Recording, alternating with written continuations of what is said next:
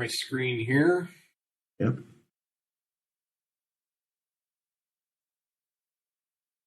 Yeah, so instead of having 30 minutes ad, you can talk forever. Oh, great. 45 minutes or an hour. The least experience gets the longest time. I see how it is. But I see people jumped the gun on me here, or preempted me on, I was going to show chemdata.nist.gov here real quick, and then we go mass spectral library and other tools, and then this announcement, and then right here, listed distributors. And I think as I saw in the chat there, James Little said shop around, prices vary, and so we don't specifically set prices for the final product from the distributors. So some, typically the instrument manufacturers seem to charge more than third party, at least oftentimes. So shop around. And then my general thought here is I was going to talk a little bit on with some slides, and then maybe just go into some more demonstration type thing. But kind of the first part I want to talk about is chromatographic retention, and how do we measure something that a peak in the chromatograph is equivalent to a standard. And so kind of the main options are retention time, relative retention time, if retention time locking, and retention index. Retention time is going to be very dependent on method parameters, so temperature, ramp rate, the flow, the column itself, column dimensions. And so you can't compare between one data and another unless it's the exact same parameters there. Similarly, relative retention time is going to vary greatly based off of specific parameters. You're theoretically going to remove some of the variation as columns degrade and they change a little bit. You might remove some of the variation there. Retention time locking, I'm not terribly familiar with, but my understanding is you're adjusting the column head pressure to match specific retention time. And then retention index, which, spoiler alert, we really like and think that's the best way of doing things. And so everything, all the spectra measured in-house here at the Mass Spec Data Center, we will provide retention index as well, and that would be with a DB5 type column, and that's basically trying to convert the retention time into system independent constants, and that's based off of the N-alkanes. So COVAT's retention index, it will still vary based on temperature, ramp rates, column flows, column phase, etc. So if you have a retention index on a DB1, it's not going to match necessarily to a DB5 or another phase there. But you're, in essence, normalizing it, so to speak, the sample to the bracketing N-alkane. And there's the IUPAC equation. I will say, I think it was the ASTM has a slightly different equation, but the one that we use is the IUPAC definition.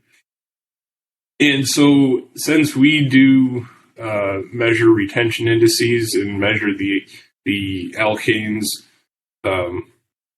for the library work, we have a whole bunch of data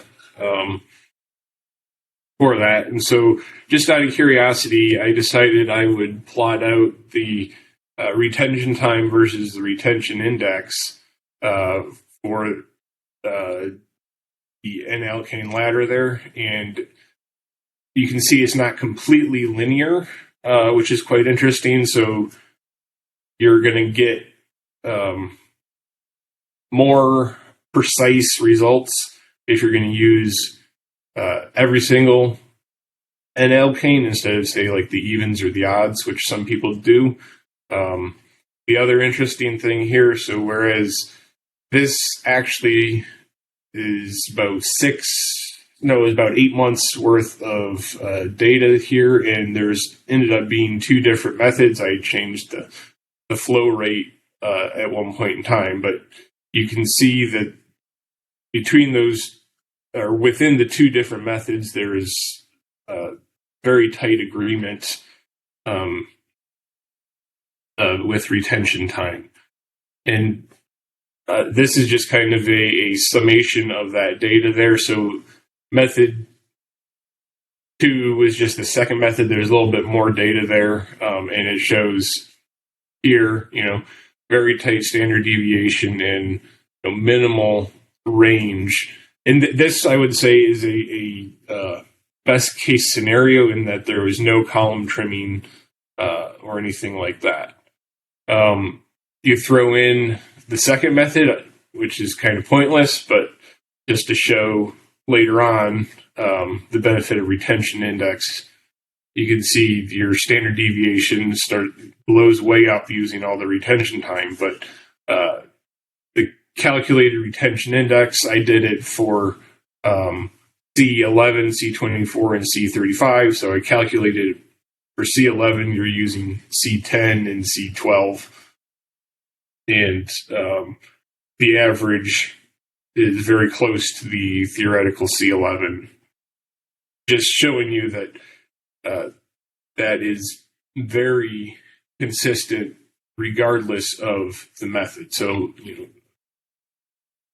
much more independent on the experimental conditions. And then just a example as well with relative retention time. You can have variations depending on where you choose your reference compound. So relative to C10, the C35, way on the other side of the chromatogram, you have pretty high variation. Similarly, C23 relative to C23, the C11 is fairly high deviations. And again, with relative to the to C36, the C11 is pretty high deviation there. So just to be aware, if you're using relative retention times, that relative retention time may not hold for months on end, versus retention indices was quite stable. And just as an example, I was measuring some compounds for the library, and back in March, I ran the 3-fluoro-alpha pyrrolidino isohexaphenone for inclusion in the library, and then just the other week, I ran the 4-fluoro version of it. I didn't think anything of it until I was inspecting my data, and yeah, so they're obviously very, very similar. And so I was looking at it a little closer, and I'm like, did I just run the same thing that I did years ago, or not years ago, months ago? And then I was noticing, the retention index is off. I say off, but it, you take a look at it, it's like, oh, wait, no, it's an isomer there. In which case, then it's got to be things like, well, how much different are they?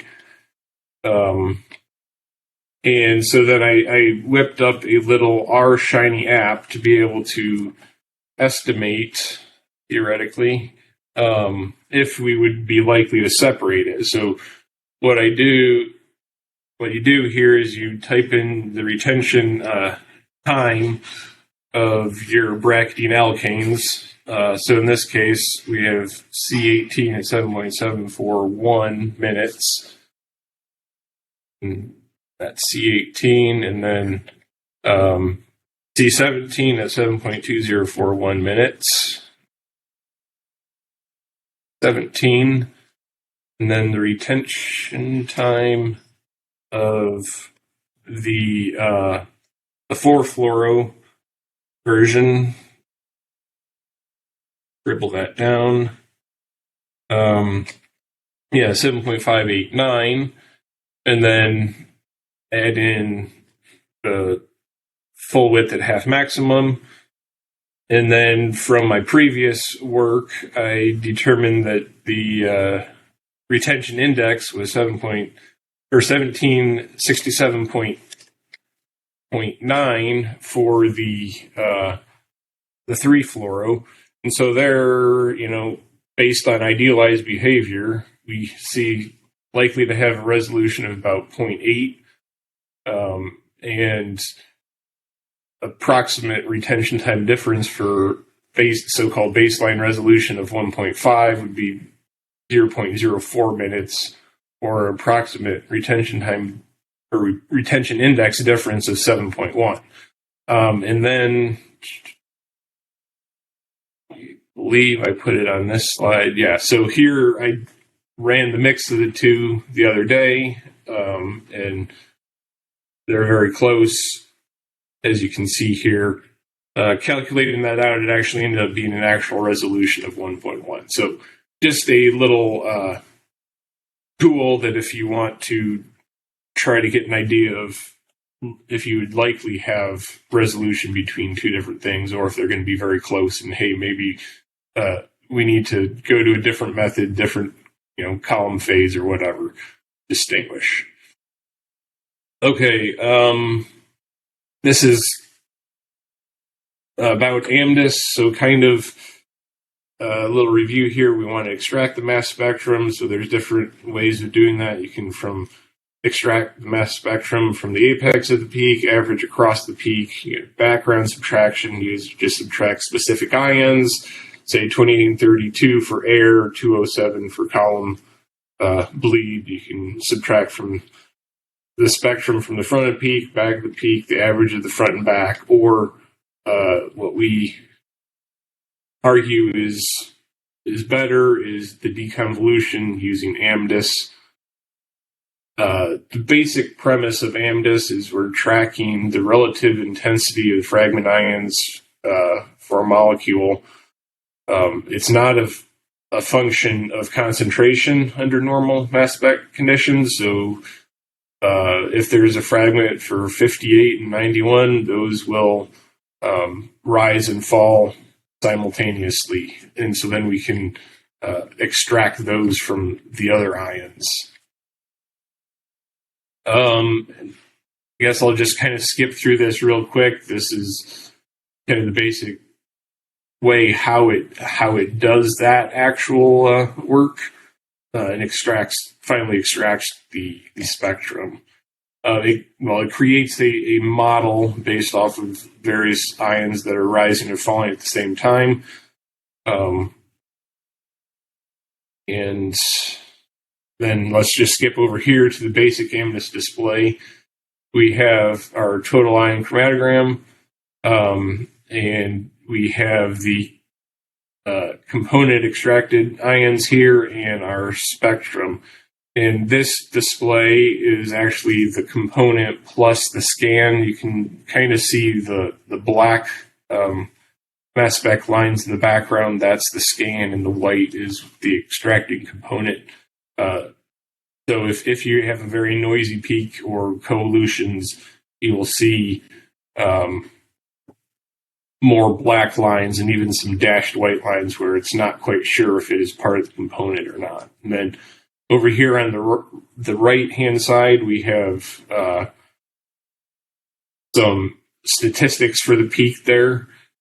So the retention index, as long as you have it set up properly and you have it set to use it, you have this purity. So what amount of that peak is the component? So if you have a fair amount of column bleed or what have you, then that purity will be lower. The minimum abundance is the minimum percentage. It's a percentage of the base peak of the smallest mass spectral peak that you're seeing. You have scan, you have peak tailing measure, signal noise, base peak amount, area, etc. So lots. Oh, and fraction good, and the model ions that is used to build that. So it's looking at all these different ions to create that component. And fraction good is if there are some ions within there within the mass spectrum that it is not able to conclusively say is part of that component. So the higher the fraction good, the better. Okay, here's just an example of the uncertain peaks. So you can see this little chevron here and the red highlight is what we're actually looking at currently. And you can see there's some coevolution going on there. And that component has some certain peaks, and then especially this 102 here, it's uncertain, and that's from the coeluting peak. And this here is just a blow up of the component itself. And you can see there the 58102 uncertain. Then we also have, I believe Garrett is probably going to go in more detail with coelution here, but this just kind of an example of that coelution issue. And then here, okay, just going through a little bit more detail, using all these ions to generate the model of the component. And just some general guidelines of what we use metrics to say is a good spectrum, purity greater than 90%, minimum abundance below 0.1, fraction good above 0.9. Those are not hard rules, but just rules of thumb. And then obviously, once you extract the spectrum, you want to search it. And so you can send that to MS Search. This is just kind of a generalized way of, we're taking the spectrum, we're converting it into a vector to then do math on it. And there's different algorithms to do a mass spectral search. Some of them include Euclidean distance, Manhattan distance, Canberra distance, cosine distance. The MS search identity is a modified cosine distance. It's modified with weightings for the abundance as well as weightings for the higher masses within the spectrum. And then there's just been some papers comparing different algorithms, and the weighted cosine ends up being the best algorithm. So in here, specifically, the NIST ID search versus the Agilent PPM search, and the percent correct within the first rank is higher in the first 1 and 2, and the first 1, 2, and 3 rank. Once again, as Arun was saying before, just because it's the highest match factor does not mean it is the correct identification. I can't stress enough to look at the whole hit list, and it may not even be in the hit list. Just some things that can go wrong. The spectrum may be dominated by a single peak, and then you can get some incidental, I'll call them incidental matches. You can have similar low mass peaks with very little high mass distinction. Isomers. Oftentimes they're what we call isospectral, indistinguishable, or basically indistinguishable. Just a kind of example there, some steroids. On the top here is testosterone caproate, and the middle is epitestosterone acetate, and the bottom testosterone cypionate. They're all very similar mass spectrum, especially on the lower mass end. So your match factors are going to be fairly high, even though you look at them and say, "Oh, well, I would never mix that up." Yes, a human might not, but if you're just trying to automate everything and setting some match factor baseline to call that good, then you could have an issue. The other thing, I should mention the library will have or does have an artificial intelligence created retention index for absolutely every single compound. So some compounds don't have a measured retention index, and so kind of the next best thing is this artificial intelligence generated retention index. As you can see here, and that's AIRI, the RIs are very likely to be significantly different. So again, looking at mass spectrum alone in an automated fashion, you could be liable to get those mixed up. But you look at the retention index with the peak, you're not going to get that mixed up. Along with actually looking at the mass spectrum and seeing, some of the high mass peaks are not actually similar. Just another example here, doing an MS search for 3,4-MDPV8, dominated by this 154. And the AIRIs are, two of them are very similar. The other one's not so great. Although I will say the measured versus the artificial intelligence, the retention index is not perfect, so use that with caution. And so that 154 arises from this alpha cleavage of the amine. And so depending on how that's substituted, you could have isospectral situation. And then you can also have a situation where it's incidentally the same for the 154.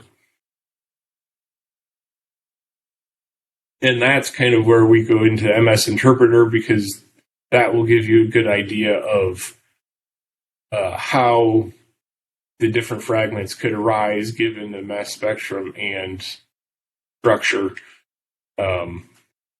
And it's a rules-based interpreter, so it's not going to be perfect, but it's good still. And there is a isotopic fit calculator, so you can compare the theoretical isotope ratios with that of your experimental and say, hey, you know what? This if there's a chlorine in the fragment and it doesn't have M+2 of somewhere around 35, then maybe that's not the right fragment assignment. And just a screenshot here of MS Interpreter. So it sends in the spectrum and structure there, and just an example of the fit there. So this greenish is the theoretical, and this maroonish is the experimental. And see down here, the fit discrepancy is 0.21%. So obviously very good. And that's one of the things we look at when we're evaluating spectrum for the library, is if if I remember, so this is the dichloro. If say the supplier missed synthesized, or maybe it's not very stable and one of the chlorine falls off or whatever, and we're not paying close attention, that isotopic ratio will make it very obvious that it's not what is expected. And I was just going to show you here, as you select these different peaks, it will display up here what the actual fragment that's assigning to it to. So the fragment itself will be highlighted in red, and it will give you good information up here as well. It tells you the formula that it's attributing and the loss, and the types of dissociation, and it gives you some rate information, which use with a grain of salt, because it's not exact. Otherwise, mass spec would be solved.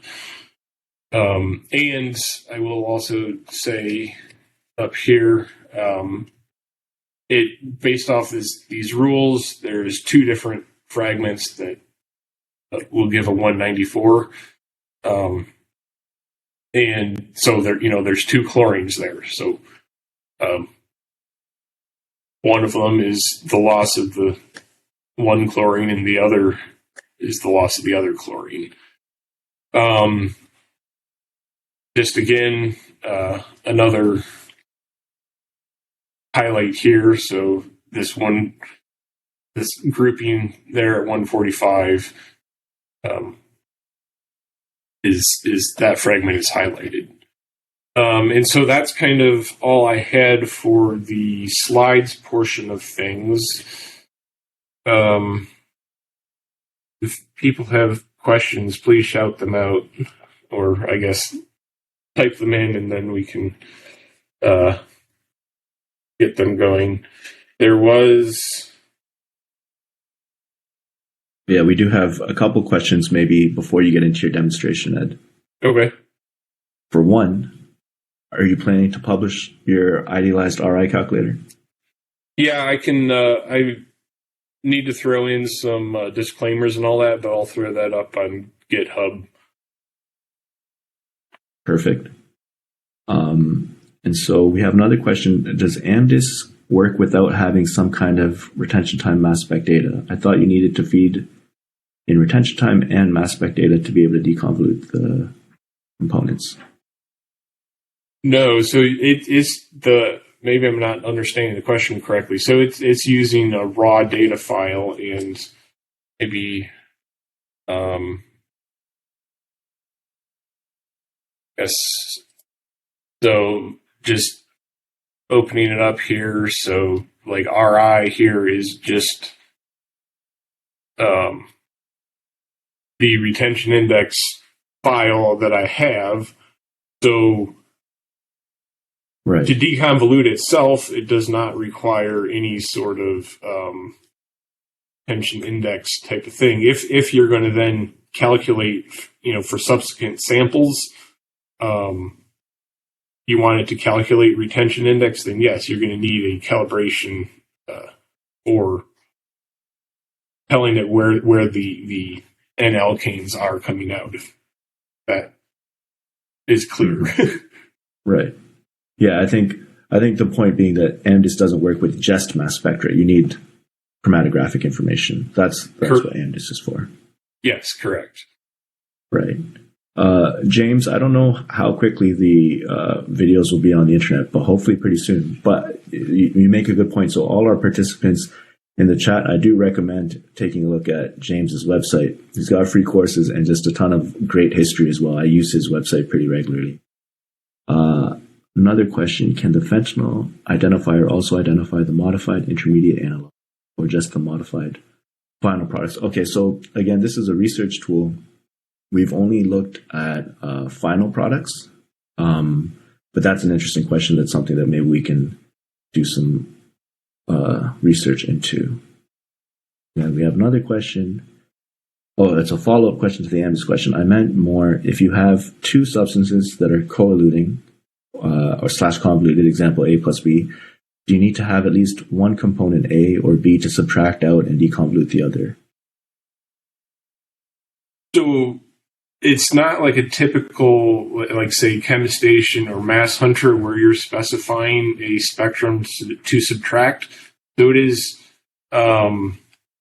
going through. I'm trying to think if I have a good example offhand. It's going through and say if one component has a fragment of say 58 and the other one has a fragment of 126 or whatever, it's looking and seeing that, okay, the 58 rises and falls at a slightly different time than the what I say, 126. And so then it's looking and trying to match those ions that rise with the 58 and saying those are part of a single component, and those ions that rise and fall with the 126 are part of the second component.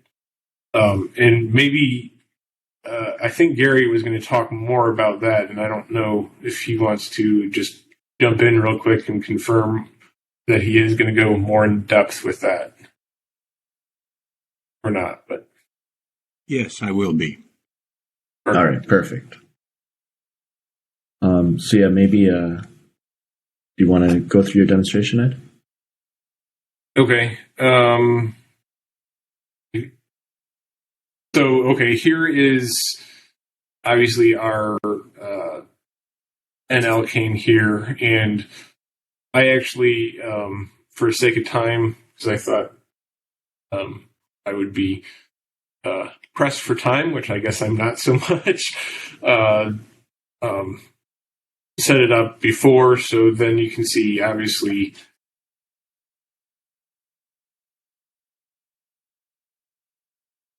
lock this and sort of. But as we're scrolling through these peaks here, you can see that, you know, the retention indice is calculated correctly because it's obviously those even ones there. And then, so actually, let me go back over here. So to the analyze settings here, we're setting up how we're going to do the deconvolution tab is how we're going to do our deconvolution tab. There's different settings, and so the component width is just an estimate of the width of the peak, in essence, if you're doing adjacent peak subtraction, and then resolution, sensitivity, and shape requirements. There's low, medium, and high. Well, I guess sensitivity, very low, low, medium, high, very high. And shape requirements, probably the setting with the most effect would be the shape requirements. If you don't have a very nicely shaped peak, you can get some issues where if you have the shape requirements as say medium or high, then some of the ions will be marked as uncertain or even maybe not part of the component. And you know, if so, it's, for an example, like a very broad peak or something like that. So you can change that a little bit and make sure you get the best quality data. There's the library tab where you can set up where it's looking for target compounds and retention index calibration data. So I have this, it's set to look in, like right now, this folder with this local.cal file that has the retention index calibration data. Some QA/QC, scan sets. The other big thing here is some filters, so you can say basically ignore things below certain signal to noise, a certain abundance, you know, that type of thing. And just as an example, we can disable those filters and rerun it. And so you can see it picks up real tiny peaks there. So I like to keep it at, just to make things simpler and easier. We can throw an easy signal to noise filter on there. And then, actually, I was going to, as an example, so this 318 is the 4-fluoro alpha-pyroladino isohexaphenone that I was running. So I ran that, and so then I can just right click down here and send it to the NIST-MS, which I should probably pull onto the screen. And I see that, so there's a history available of all the different things that you've run, so you can quickly select the different ones. The top part of the screen here is your query spectrum. The bottom part is the library spectrum, and this section is the hit list. And so, this the 3-fluoro, obviously, from what I ran earlier in the year, is very, very similar. And so in this middle section here, we can have head to tail, we can have different, so it just subtracts it side to side. Different view of the subtraction there. I kind of like the head to tail. It is a nice visual there.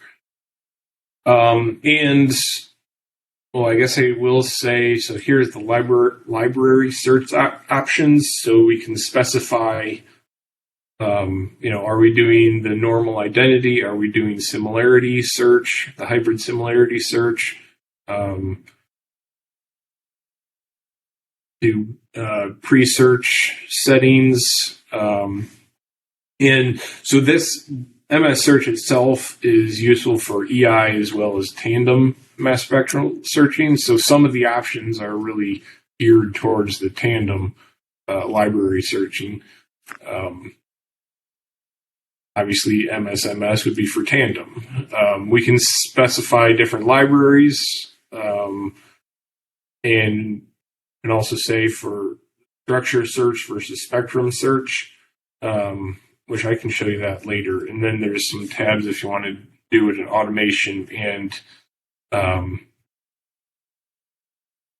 limits and some constraints. So we can say, search, but only give me things that match with a name fragment of fentanyl in there. Do that for this case, but you could. And it gives you very poor matches because I'm forcing it to have the fentanyl name in there. That's more useful in other situations. And then you can, if you want to, you can have library search or retention index included in that library search, which might be very useful for day-to-day work. I personally don't use it really for the library building work.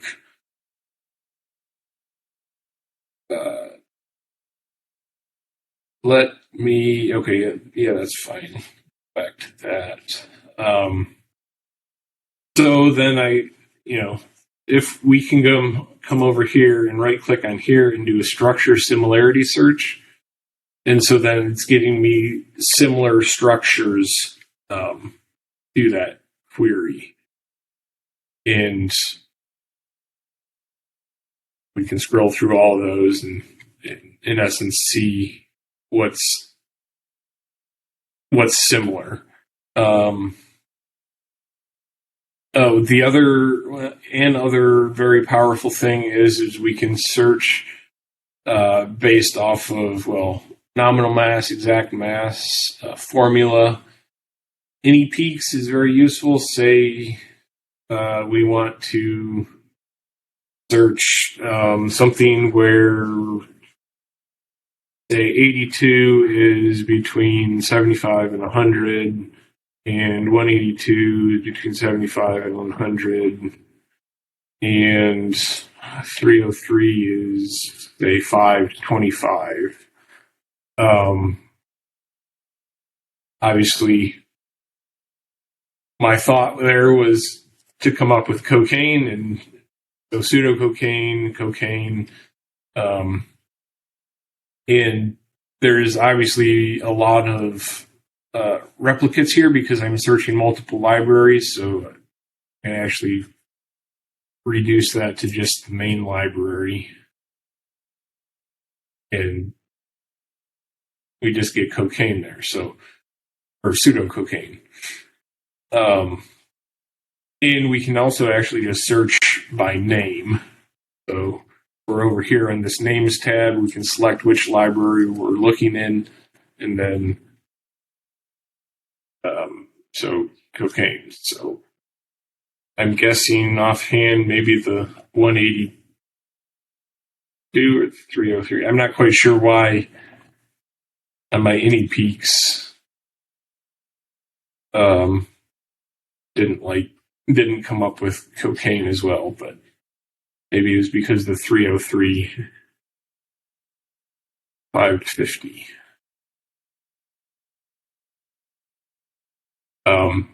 Anyways, that's obviously very useful. You can search by CAS number if you have that, or NIST number, which is just kind of an internal number there from the NIST library.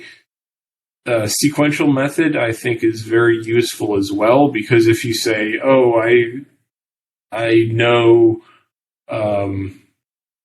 I know it's a fentanyl. I don't remember exactly how it's named." Whereas, trying to search through that name tab, it's specifically the name, how it's entered in. So we can, and you can do multiple constraints. So you could say name fragment of fentanyl and I don't know, nominal mass of. Actually, I don't generally do this. So is this a range? Say 334 to 338.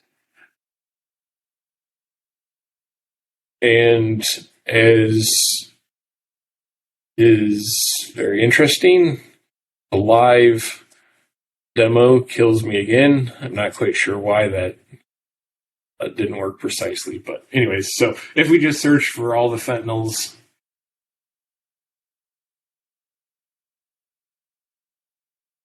it might help if I chose the right library. So if you go to the main library, that would be better.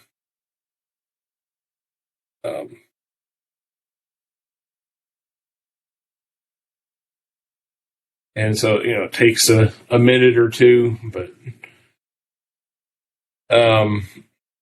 we have 55 things in the main library that has a name or synonym containing fentanyl, spelled FENTANYL. Just as an aside, the 2023 release will have quite a few more. I don't remember exactly, but we're approaching 300, I think. And then pretty much from any of these screens, so libraries, search, other search, names or whatever, we can then right click on here and send this to MS Interpreter. And so again, right, we're getting the fragment highlighted in red. Then if we go over to this isotope calculator there, and so it will automatically give you the calculated, and then we can add the MS there and then do fit. And we want say everything above 0, and we say there's a 2.3% fit discrepancy between the experimental and the theoretical. And I should mention the mass spectral peaks that are in black have a fragmentation pathway associated with it. In white, there is nothing, given the structure, based on the rules, there is no way for it to get that, which, again, it's all rule-based, so that may not have the proper, fragmentation rules programmed in. So just be aware, if there are perhaps like a whole bunch of white peaks, then maybe it's not the right structure. But just because there are white peaks does not mean that that it's the wrong structure for that mass spectrum. And the yellow peaks, trying to remember, because there's dashed yellow and solid yellow, and if I remember right, the dashed yellow is a very low rate. I could be wrong, and Gary might have to correct me in his presentation there. Anyway, so that's kind of how you send the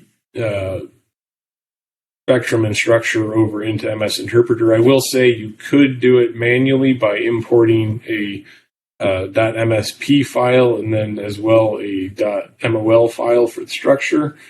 That seems a lot of work, but if need be, you could.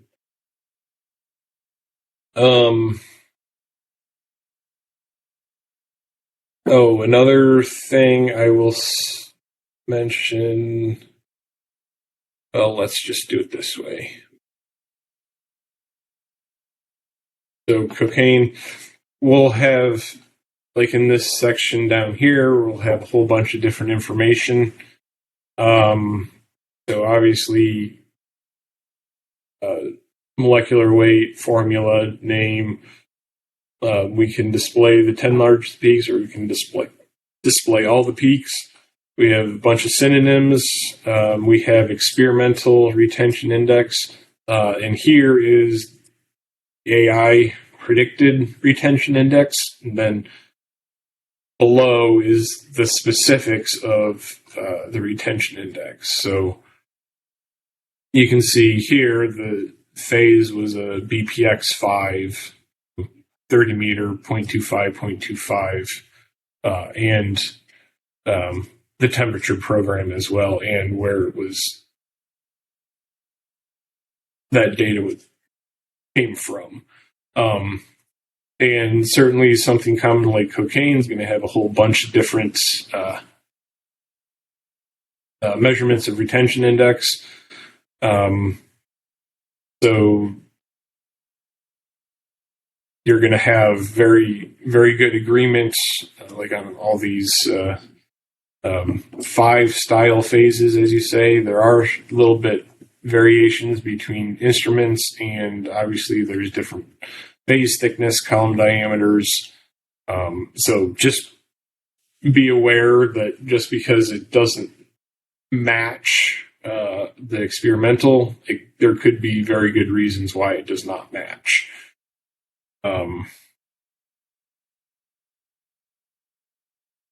Okay, and then I was going to, I think let's come back here. And so, oops, I suppose I should actually bring it on the shared screen. So Ed Cisco provided with a bunch of different files to go through. And this one was with the alkane ladders. It was the evens.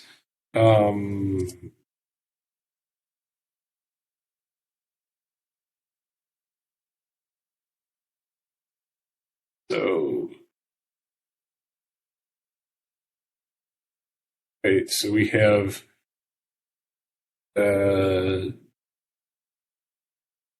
C10, etc. And yes, I did already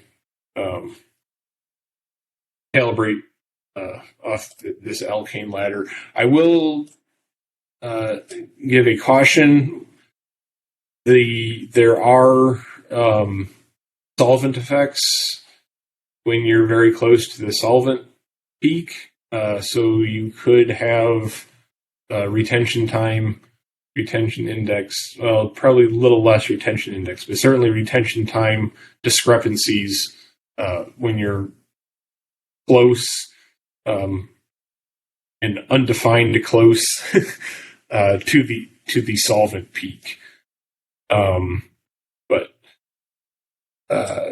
right, so yeah, so the retention index file is calibrated. So then let's just open case number 1 here. And so based off of the settings that I used, it's finding 2 components. So this one right here, and this right here as well. And we can see as we zoom in, there's another low level thing right there. So I'm just going to go back over here to settings and filter. Let's drop that down to a 10-to-1 signal to noise and see if that picks up that peak. So yes, we reanalyzed that. And so it did pick it up with a lot of other little noise as well. But anyways, we'll just go. Oh, the other thing here is you can left click and drag to zoom in. You can unzoom, and I think is useful. We can log scale it as well.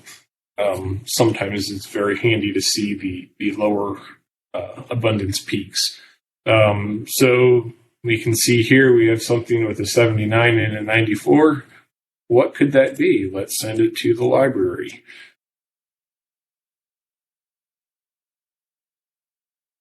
And lo and behold, dimethylsulfone. I'm sure the analysts are saying, yes, we didn't really need to do that, but this is just an example. And so then, moving along here, the next peak. And hit go. Methamphetamine, we could get a nice search. Oh, actually, I should go back over here. Sometimes you want to say, is like, well, is that... Actually, I'm going to go back. No, I won't change that. But is this good enough spectrum to make an identification? Obviously, that's going to completely depend on your own individual policies and procedures, but this is where these peak statistics come in handy. So a peak purity of 87, it's okay, I suppose. This minimum amount, not great. And the fraction good, 0.931, it's okay. Personally, when I was on the bench, I would not have said that is acceptable to make an identification off of. As well as, signal to noise here at 56. But as well, that's obviously depends on your individual policies and procedures. Going back over here to the dimethylsulfone, signal to noise obviously much less of 30, minimum abundance of 12. You're making an identification off of 3 ions, which may or may not be acceptable.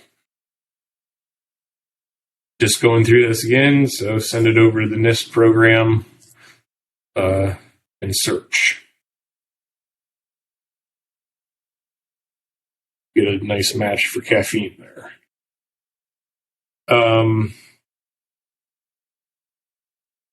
Let's see here. Oh, and let's go back for a second. So, yeah, caffeine's the measured retention index of 1804.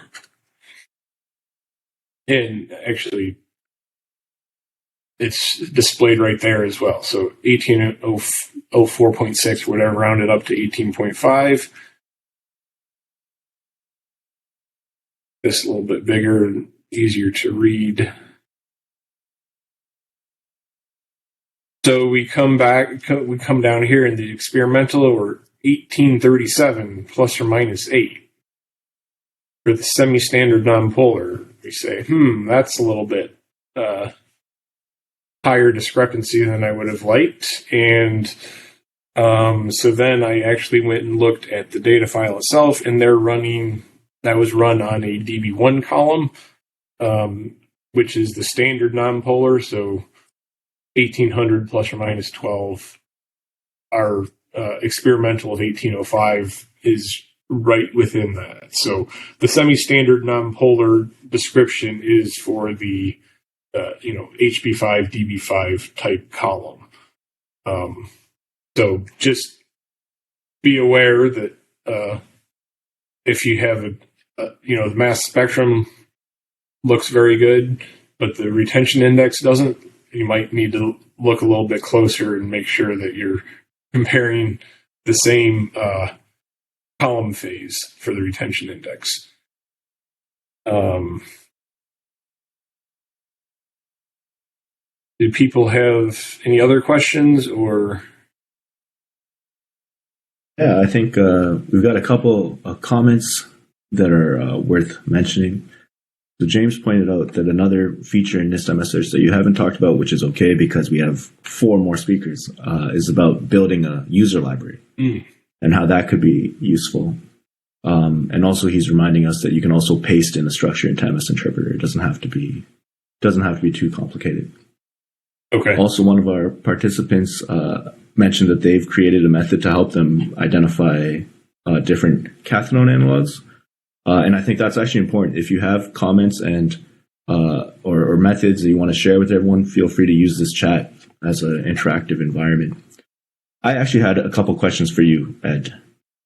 So you've been identifying compounds now using mass spec for 10-ish years. Of course, you started at the DEA. Now you do more on the evaluation side. What's changed in your approach? Are there things that you look for now that you might not have looked for? Not to put you on the spot and put you at the stand, but are there, now as a more experienced puzzler, for the lack of a better word, or mass spec interpreter, are there things that you look for more closely that you may not have when you were a novice? Yeah, I mean, I would, how to say it nicely? I would say I probably pay more attention to those peak statistics. And I will definitely say, so in my bench chemist days, we did not use AMDIS. So you would very frequently have, relatively frequently, I should say, you can have ion ratio differences. If you're, screening 50 units in an exhibit or whatever, you can have various concentration differences, and then peak of interest. You can have ion ratio differences due to either concentrations or how you've extracted the mass spectrum as well. And so, using AMDIS, that I won't make the claim that will completely eliminate that, but it should definitely lessen those differences. And then as well, if you're screening 50 and say like one might be, kind of borderline on the acceptable mass spectrum, that's a little bit different than like with library, where we're making sure that it is the best possible spectrum. So actually, maybe on that follow-up to that is, can you explain a little bit more about the library building process? Yes. So there's this librarian tab, and actually I'll just, that actually has everything that was in that search tab as well. But you know what? Let me go back over here. So we were provided with a bunch of standards as well. So I'm just going to quickly, so that's for AMPP, we can send that over to NIST, and then we can say, oh, okay, it's, well, actually, I'm going to do this because I can copy structure to clipboard. So from my librarian tab, I can then edit, add everything in there. So this name, we're going to call it for AMPP. And then since I have copied that structure, I can get that from the clipboard there, and it will automatically populate formula, molecular weight. If I have the CAS number, I can type it in there. I can type in synonyms. And the experimental data is more, if you have it set up well, then it can pull in like what your method parameters are and what your what instrument you're doing. So anyways, there we can replace, and then we can add to a library. So this is the workshop library. So it's now in the workshop library, and let's go to, okay, here's caffeine.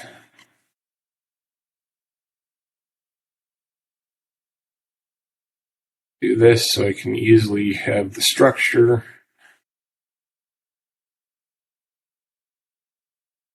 Oops, I didn't pull up caffeine.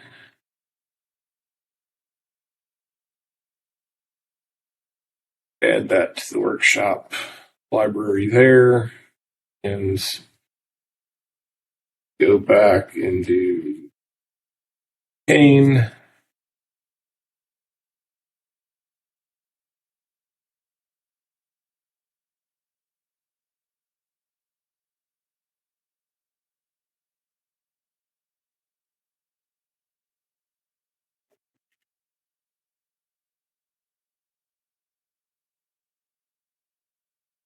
Okay, maybe I will do, let's do ethanol.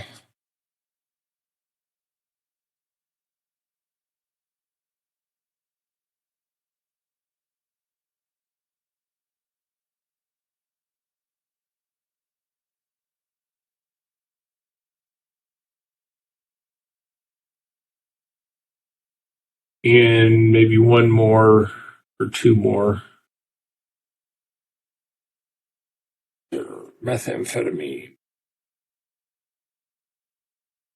So there's something interesting here that I think is worth pointing out, is you didn't need to do that search to know that that was methamphetamine. That's experience, right? Well, it's also because this is the standards, and the file was named standard methamphetamine. Okay. But yes, that a few years of doing drug analysis, then a 58 ion, especially with a 91 and 148 up there, is very likely to be methamphetamine. Wait, did I actually copy the structure?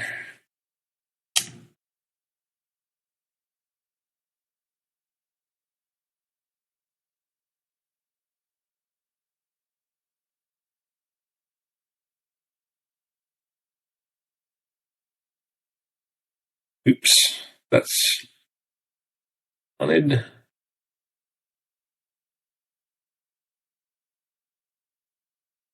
Workshop. And